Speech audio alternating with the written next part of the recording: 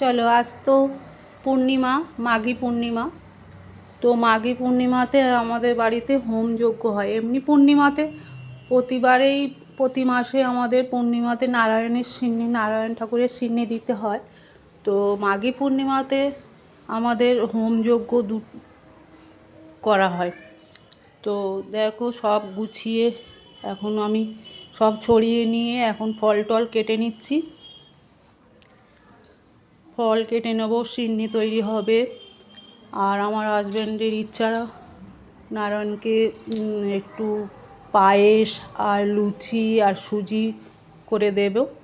তো আমি বারণ করেছিলাম যে এত কিছু করতে পারবো না। তো ওনার ইচ্ছা যে এগুলো সব করে দেব।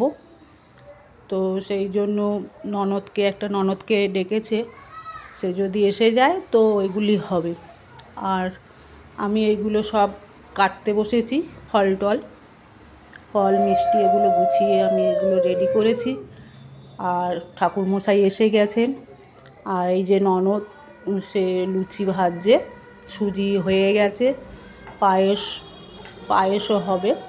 তো পায়েসও হয়ে এসছে। তো এবারে ঠাকুরকে সব গুছিয়ে ঠাকুরমশাইকে বললাম যে সব কিছু গুছিয়ে আমি রেখেছি, আপনি একটু ঠিক করে নিন। তো এবার পুজো শুরু হয়ে যাবে।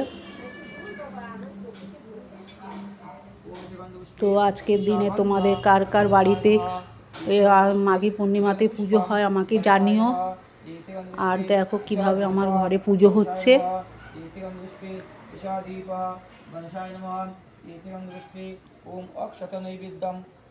এইভাবে প্রতি পূর্ণিমাতে আমার ঘরে পুজো দিতে হয়। তো প্রতি পূর্ণিমাতে ঠাকুরমশাই আসেন না, আমরা নিজেরাই দিয়ে দিই।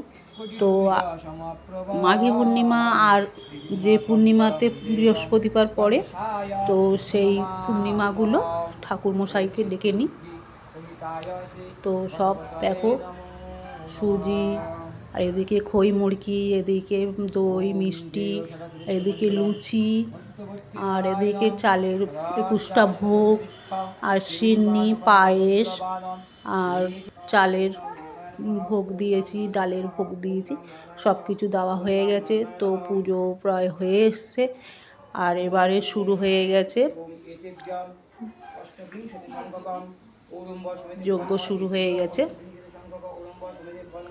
হোম হচ্ছে দেখো। তো তোমরা কে কে পুজো করেছো আজকের দিনে আমাকে জানিও। আর সবাই খুব ভালো থেকো, সারাদিনটা তোমাদের খুব ভালো কাটুক।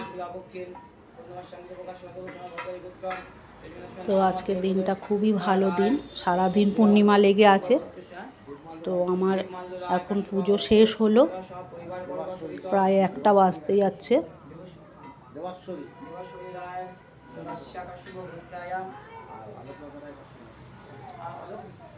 আর এখন হোম হচ্ছে।